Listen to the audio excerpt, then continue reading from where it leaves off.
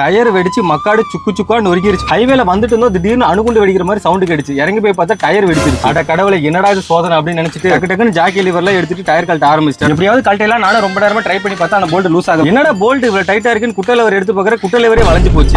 குட்டை லெவரே வளையுதா, நான் bolt loose ஆக மாட்டேங்குது. என் ஃபுல் ஸ்ட்ரென்த் ட்ரை பண்ணி ஏறி மிதிச்சேன், அப்பயே லூஸ் ஆகல. சரி வேற வழியே இல்ல, பஞ்சர் கடி தான் போகணும்னு வண்டி எடுத்து கிளம்பிட்டேன். இந்த வண்டி எஃப்சி போயிட்டு வந்ததுல இருந்து நிறைய பிரச்சனை. ஏத்தும் போது சைடு டோர்ல உடைச்சிட்டாங்க. 10 கிலோமீட்டர் தாண்டி ஒரு பஞ்சர் கடையை பார்த்தேன். பஞ்சர் கடையில நிறுத்திட்டு டக்குன்னு ஜாக்கி லிவர்லாம் எடுத்துட்டு நான் வண்டி லோடு வண்டிக்கு இந்த ஜாக்கி ஸ்ட்ரென்த் பத்தாது அப்படின்னு சொன்னாங்க. அவங்க கிட்ட ஸ்பேர் ஜாக்கி இல்லையா, சரி வேற வழியில ட்ரை பண்ணி பார்ப்போம். நானும் ஃபுல்லா ஏத்திட்டேன். ஆனாலும் ஹைட் பத்தல. பக்கத்துல இன்னொரு பஞ்சர் கடை இருக்கு, அங்க போங்க ஜாக்கி இருக்குன்னு சொன்னாங்க. அங்க போயிட்டு வேற ஜாக்கி ஏத்திட்டு ஸ்டெப் பண்ணி கழட்டிட்டு அவங்க டயர் கழட்ட ஆரம்பிச்சிட்டாங்க. டயர் கழட்ட ஆரம்பிச்சாங்க, மிஷின் ஒர்க் ஆகல. அப்புறம் அது ரெடி பண்ணிட்டு அந்த போல்ட் மிஷினாலே கழட்ட முடியல, ஃபுல் ஸ்ட்ரென்த்தை கொடுத்து அப்புறம் தான் கழட்டணும். வெடிச்ச டயர் கழட்டிட்டு ஸ்டெப்னியை மாட்டிட்டு டக்குன்னு போல்ட் எல்லாம் டைட் பண்ணிட்டு மிஷின்ல நார்மல் டைட் வைக்க சொல்லிட்டு வெடிச்ச டயரை ஸ்டெப்னில மாட்டலாம்னு டயரை பாக்குறேன். எந்த அளவுக்கு ஹார்ஸா வெடிச்சிருக்கு பாருங்க. ஸ்டெப்னில மாட்டிட்டு வண்டி எடுத்துட்டு கிளம்பிட்டேன். ஃபுல் வீடியோ நம்ம சேனல்ல இருக்கு, செக் பண்ணி பாருங்க. பிடிச்சா சப்ஸ்கிரைப் பண்ணுங்க. தேங்க்ஸ் ஃபார் வாட்சிங்.